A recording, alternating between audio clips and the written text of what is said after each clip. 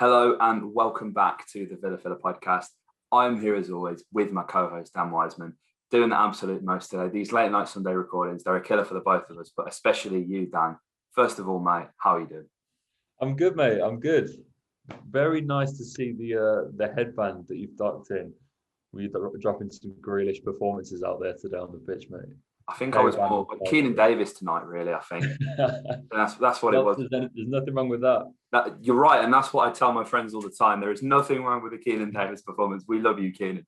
But Dan, today is the day England played their final warm-up game before the Euros, a tournament we're both excited for, but as we've just discussed off air, less so because of England right now. It's looking fairly grim after that performance, Dan, and this is going to be the same kind of format as the other day you guys saw with the Emil Smith Rowe transfer rumour mill. We spoke a bit about the friendly, and we're actually going to talk about, as you will have seen in the title today, the news that James Ward-Prowse is linked to Aston Villa, but we'll get onto that later. We'll do our usual transfer rumour mill on that one, but just a heads up before we do go into any of the rest of the podcast here, really.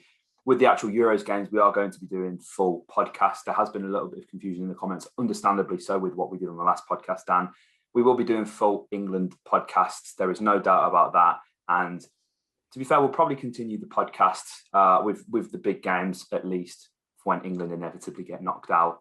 I think it's only fair we cover our villains who are playing in the tournament somewhat as well, especially with the Copa Libertadores going on simultaneously. So there's plenty of stuff to talk about, Dan, isn't there? But let's get into the England game tonight, Dan. Again, another one up in Middlesbrough, which is strange to see. Again, I'm still upset, Dan, that we were robbed of that game at Villa Park. Thanks for that, Rona. Of all the things you've done, for all the millions of people you've killed, for the businesses that have stagnated, for the furlough, for everything, you took away an England game at Villa Park. And we are not happy about that, are we? But still bitter, it's not good, but I mean, there's hopefully scope for that in the future, of course. Tonight, Dan, I mean, I think the word again is just lackluster, really, isn't it, mate? Yeah, look, it's one of those, mate, where England, they're not looking too inspiring at the moment. The optimist in me, as I said on the last podcast, says that this is just the team not wanting to, put themselves out too much, don't want to exert themselves physically. We don't want to be, I think seeing Trent get injured would have perhaps scared a few players, in that, like shit, that can happen, that all it takes is one bad challenge, you stretch for one ball too many, and all of a sudden your dreams of playing at the Euros are gone. And so I do keep sort of telling myself that that's always in the back of the players' minds, and so we're not going to see, England playing at 100%, but you would like to see a little more than what we've been shown in the last two games. There's only really one man that stood out, and thankfully for us, mate, on the Villa podcast, that does mean that we get to heap some praise on Jack Grealish yet again, because he was the only one that really stood out for me across the two games, mate. And I know I'm sort of sat here with my claret-tinted spectacles on, and I'm perhaps looking for what Jack does more so than any other player, but he just seems to be a cut above everyone else in that England team. He seems to be able to make the things happen that other players can't. And again, I know that we haven't really seen too much of Kane or some of the lads that were involved in the Champions League final. I'm so excited to see what they can do, and I imagine they'll come back into the frame for that Croatia game. But Jack's really staked a claim, mate, to be in that starting 11 on Sunday, and I just hope he'll get it. But you just don't know with Southgate, do you? You don't, mate. And to be honest, I don't think the players really know either, because I felt today probably more so than the other night, the players weren't necessarily on the same sort of wavelength as Jack. I think Rashford still kind of was struggling to understand what his game was, because Rashford, he occupied that space out on the wide a lot tonight. And you see Grealish over there kind of doubling up, and Rashford doesn't really know what to do. So he kind of drops the shoulder, tries to take on men, ends up losing the ball instead of thinking, oh, well, maybe we can stretch the play a little bit, do a few nice little 1-2s, get the players moving, create space that way. But, Jack hasn't really been in the squad for too long. So, of course, it's not Jack's fault.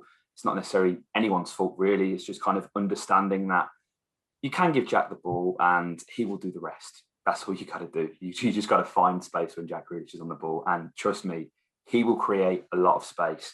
And you know, he won the penalty, Dan, for the goal, which was, you know, the only interesting thing that happened in the game, other than, I guess, the Henderson penalty miss, which was completely shocking.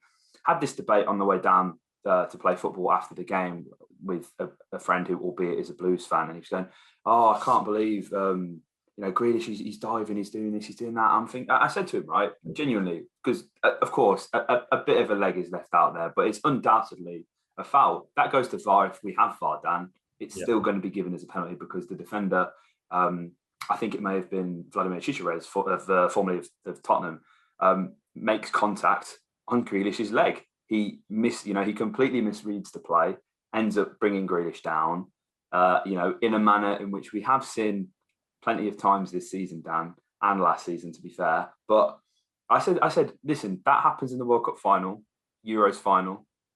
England get a penalty, we win the game through that. Are you happy? He said no. I knew he was capping because he's a Blues fan. I knew he was capping because if that's Bellingham, I don't think it's even a conversation. But it's mad again, Dan, because you know, we said this in the last podcast. That's Grealish. Like, he's not even half at his best tonight, is he? And instantly that chance comes when Grealish has kind of moved out onto that left-hand side.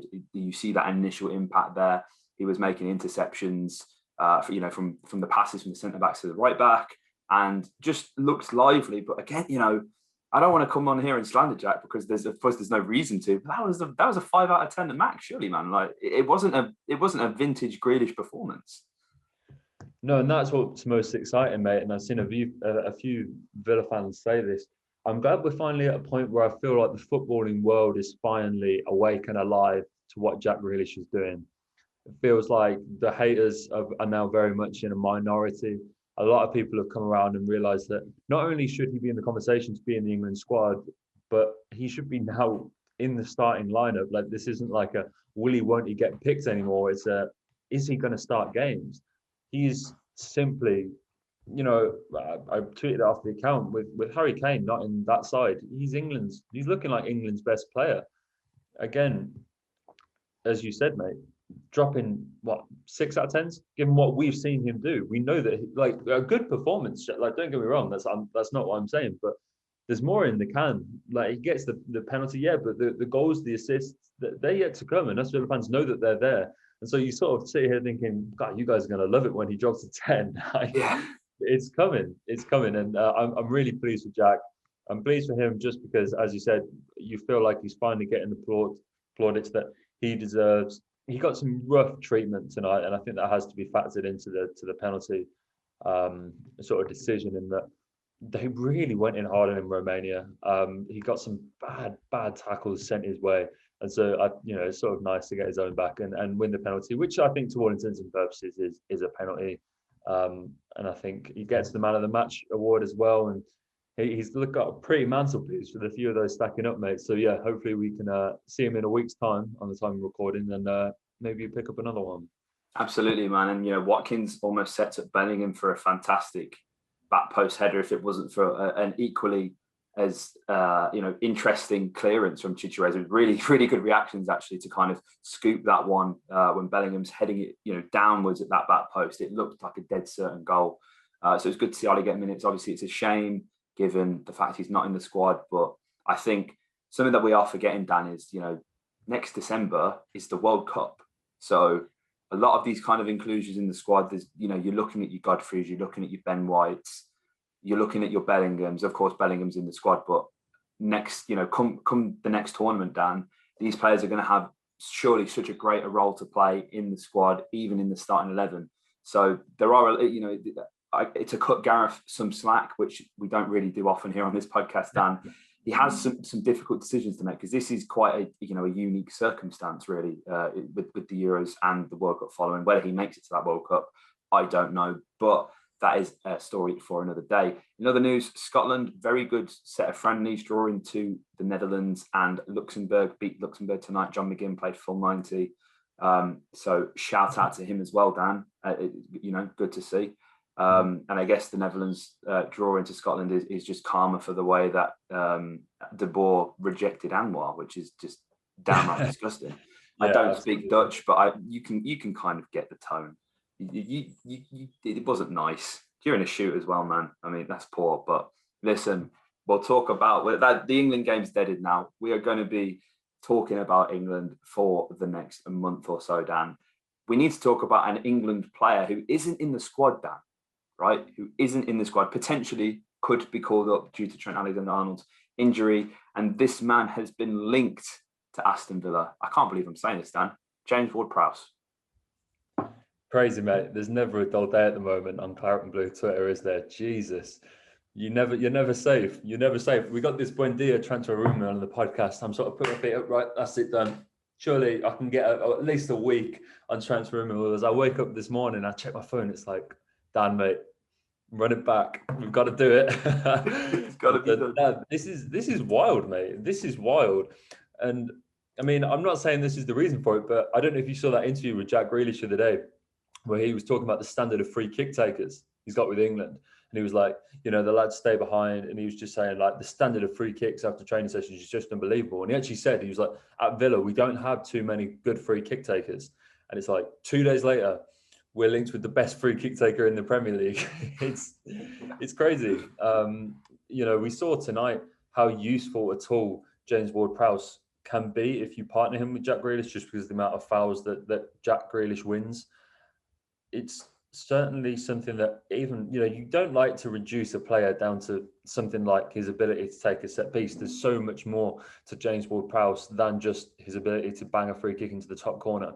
He's the only player, I think, in Premier League history to play every minute of a Premier League season in 2 consecutive seasons, which is especially in a position like central midfield, absolutely crazy. But, he's created 82 chances from set pieces in those 2 seasons, mate, which, as you said, if you compare it to the 277 fouls Grealish has won since 1920, that could be one hell of a partnership, mate.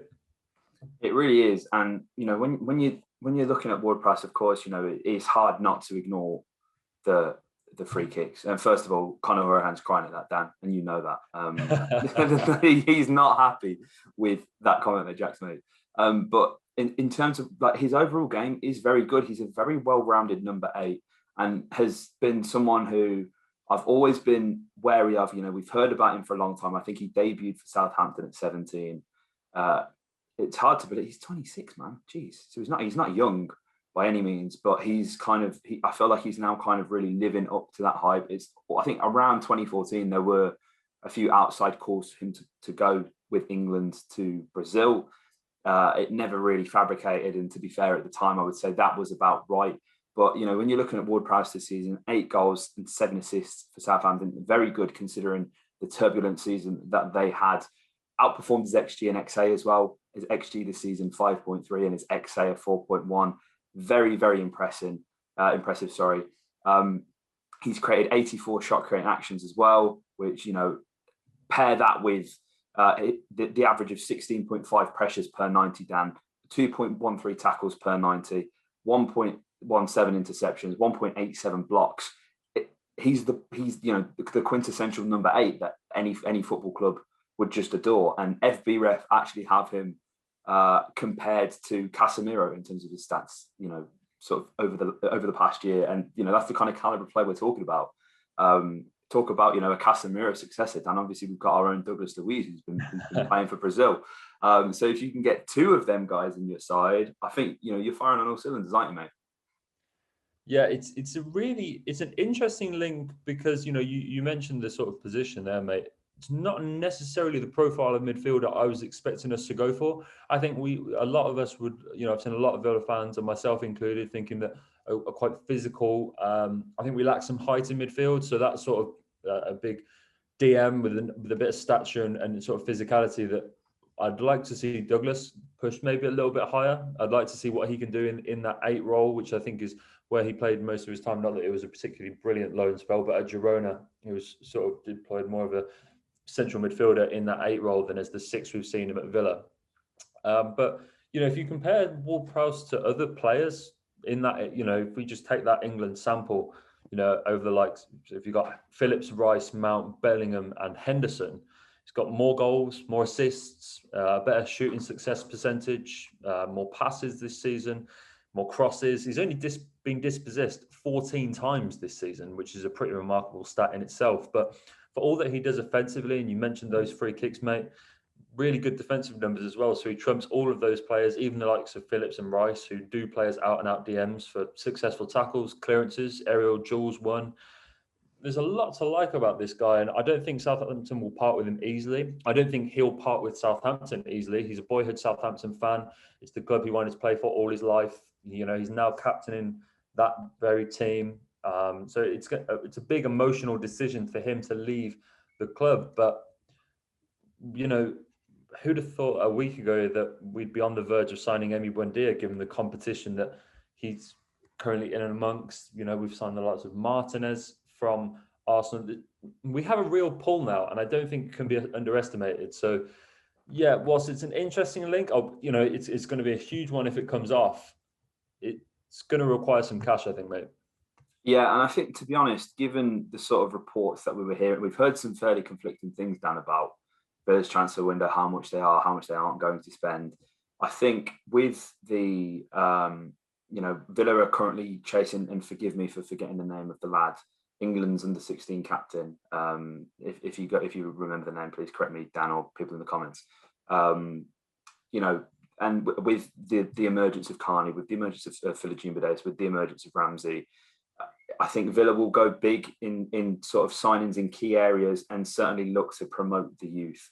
And let's be honest, we're not, you know, we are 3 or 4 players off from Europe. We've proven that. We were toothless without Jack Grealish. I will admit that. But when you add an Emi Buendia to the mix potentially, when you add a grittier midfielder in Ward-Prowse, who's an all-rounder, you know, his heat map is red everywhere. This guy gets about the pitch. He's played in a number of positions. I think Villa's recruitment does lend itself to looking at these kind of players to kind of be the linchpins of the side for the next 3 to 4 years, whilst you look to nurture that talent, move them on, so on and so forth. So listen, you know, I think Ward-Prowse, SofaScore have him down at 27 million. It will take a lot more than that to get him out of Southampton, as you alluded to there, Dan. He's a fantastic player. I think you just kind of have to look at where Southampton are going, because, you know, if they kind of kept their early season form, even if they carried that out 2/3 of the season, they're looking at having a really strong season. Obviously, it didn't end up that way. There's been a lot of discourse about, you know, the sort of transfer policy at Southampton, how much money Arsene Wenger's actually going to get to recruit players. So, you know, maybe Ward-Prowse buys into the project. You never know. But again, we're not deluded here. We are, you know, we've been, you know, constantly touted, you know, Grealish is going to United. It's his boyhood club, all this kind of crap. We know the value of having a boyhood fan from the academy captain your side. We can't pretend like that wouldn't be a big thing for Ward-Prowse, Dan. We can't. You know, we would be lying. We'd be delusional if we said he'd be stupid not to come to Villa. However, if he can buy into a project, I think that's something that, you know, I don't think it's an unrealistic deal. It just depends how much truth there is in all of the reports about how much Villa are genuinely going to spend, really, doesn't it? Yeah, I think this was one where I think Villa fans got really excited really quickly, because we saw how quickly the Buendia rumours materialised into what seemed like a concrete transfer. And so I think we were sort of riding that wave, and we saw this report come through, I think it was The Guardian, and we're like, oh my God, this is happening then. Here we go. I'm seeing Villa lineups with Ward-Prowse in midfield, and you think, like, come on, guys, like, we can't forget how this game is played. And we also can't forget that Villa, we used smoke screens at points last summer. I can't remember. Yeah, exactly. You know, we had players that looked like nailed on, and then all of a sudden a very similar player in that position would crop up. And so Villa have a very watertight way of often operating in these transfers. I'm not saying that the rumours don't come out, but they don't often come out until the deal is very nearly done. I mean, look at Buendia. It was a matter of, what, a day? The rumours came out, and it was like the bid is lodged, and it's like all of a sudden he's signing. Apparently the medical's already been done in Argentina. So it progresses really quickly. And so we run a very tight ship in that regard. We don't often get embroiled in any transfer sagas, bar Milot Rashica, which seems like, again, one of those smoke screens, you know? So I'm really excited to see what we hear about this in the coming days, the kind of money that's being talked about. I'm seeing between sort of 30 and 40 million, which is a lot of money to pay. But we know we like that English core. which is another thing to factor in. There is that England factor, especially now seems to be getting pretty regularly capped as well. If he goes to the Euros, Southampton are going to want to hike that transfer fee up just a little bit more as well. So yeah, let's keep our eyes out on this one, mate, and let's see where it goes in the next couple of days. It's going to be an interesting one. Got to keep our feet on the ground with it though, Dan. Absolutely. And, Villa are going to look to try and get their business done early, if anything. The fact we've got Buendia done before he's even managed to play for Argentina, potentially, that's what it's looking like, of course, with Percy in that report in it. It looks fairly solid. That's massive, getting your business done early. You don't want to I don't want to say ripped off, but, clubs can take advantage of these tournaments. And, that's the game. It's completely fair. You guys do that. Because, I'm sure, we've definitely done it in the past. Look at Ochoa, man. What a World Cup that guy had. They really cashed in on him. But yeah, it's Ward-Prowse. It's exciting. It's transfer renewal season. That's what it's all about, Dan. I feel like, we said this on the last one. The kind of players we were linked with last season were exciting, but you kind of knew they were never going to happen. But there is a lot of sort of pointers that suggest this could well happen. So sit tight, guys. Make sure you subscribe to the channel with your post notifications turned on so you never miss a Transfer Rumour Mill or a Euro 2021 podcast from myself and Dan Wiseman. If you enjoyed this, hit the like button, comment your thoughts below, and subscribe for more. Up the Villa.